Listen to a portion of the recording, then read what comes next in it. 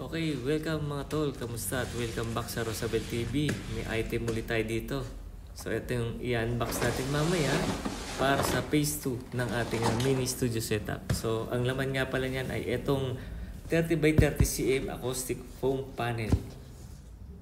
Ito nga palang item natin ay meron na siyang built-in self-adhesive sa likod. So tatanggalin mo lang siya. Then ang sukat niya by 30 by 30 cm. Later on, didikit natin to sa Danpla. Explain natin mamaya kung bakit sa Danpla. So, ito na yung item. Then, pakita natin yung isang type na acoustic foam na meron tayo na susubukan sana natin. Pero kung mapapansin nyo, dito sa isa ay wala siyang adhesive material sa likod. So, need mo pa siyang applyan ng glue.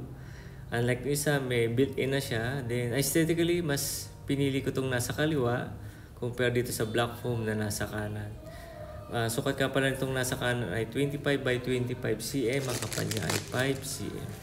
So, buksan na natin itong item na dumating na mayroon 30 by 30 cm na sukat na acoustic foam material.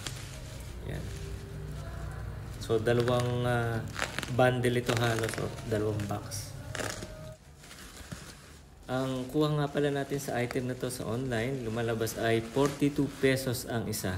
So, itong isang package na to ay mayroong total of 24 pieces o 2 dozen. So, may kamahalan kung titingnan mo.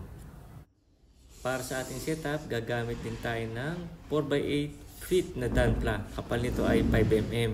Ang purpose natin ito na paggamit ng Danpla ay gawing removable yung ating acoustic material. So, sa likod nito, later gagamit tayo ng Velcro. So, instead na fix na nakamount yung acoustic material natin sa pader, gagawin natin removable.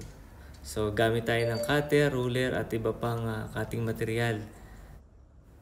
So, atin ngayon itong susukatin. And then, ipe-prepare. Check natin kung ilang foam panel ang kasya sa isang banig ng Danpla. Li-layout natin to at tara, simulan na natin.